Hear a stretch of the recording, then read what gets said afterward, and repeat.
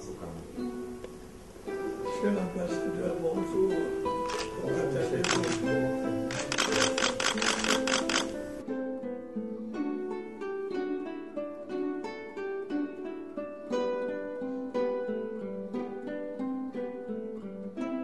J'ai été très heureux de cette longue audience avec le chef de l'État.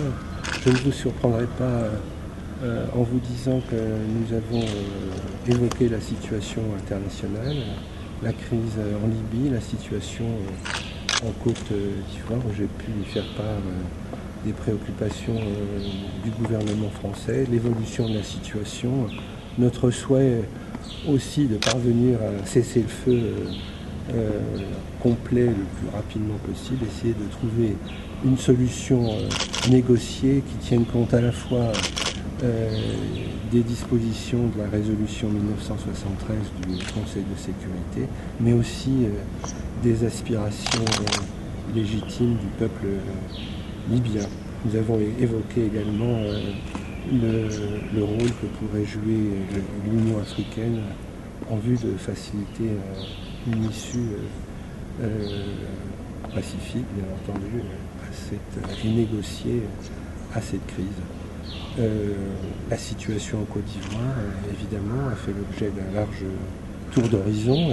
Et puis, nous avons évoqué un certain nombre de questions bilatérales après la visite tout à fait réussie, me semble-t-il, du directeur général de l'Agence française de développement. Je crois que jamais la coopération franco-camerounaise ne s'est portée aussi bien. Nous avons hier approuvé les grandes lignes du deuxième C2D qui sera signé dans les toutes prochaines semaines. Et donc nous sommes en phase, non seulement en phase de développement et non seulement de consolidation, mais de fort développement de ces relations, ce qui montre bien la confiance que nous avons dans l'avenir de ce pays et dans son potentiel économique, puisque tout désigne le Cameroun pour devenir un pays émergent sans doute avant 2035.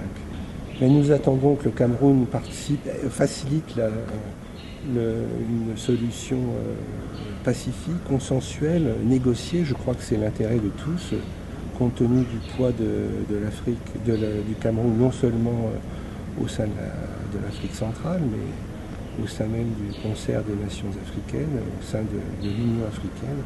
Je suis persuadé que le Cameroun peut orienter les choses dans la voie que nous souhaitons tous, à savoir un cessez-le-feu rapide, une solution négociée et qui tienne compte à la fois des prescriptions des Nations Unies et également qui permettent à la population libyenne de s'exprimer librement sur son avenir. Écoutez, oui, d'abord sur le fond, nous coulons bien évidemment dans les orientations qui ont été tracées par le gouvernement camerounais dans son document stratégique sur la croissance et l'emploi, c'est-à-dire que nous mettrons l'accent sur l'agriculture, puisque 60% du deuxième C2D sera consacré à l'agriculture, avec 128 milliards de francs CFA. Bien entendu, il y aura également une forte composante destinée à améliorer la qualité de vie des populations à travers les infrastructures de certaines villes secondaires. 34% du C2D y seront consacrés, c'est-à-dire un montant d'environ 73 milliards de francs CFA. Alors, on voit tout de suite certaines villes qui s'imposent comme Garoua, Bafoussa, mais il y en aura sans doute d'autres. Pourquoi pas Yabassi, par exemple, qui a un rôle important pour éviter l'engorgement de Douala. En tout cas, c'est un volet très important du deuxième C2D. Et puis, il y aura également une composante formation professionnelle d'environ 10 milliards de francs CFA, c'est-à-dire environ 4,6% du deuxième C2D, et ça va exactement dans la même ligne que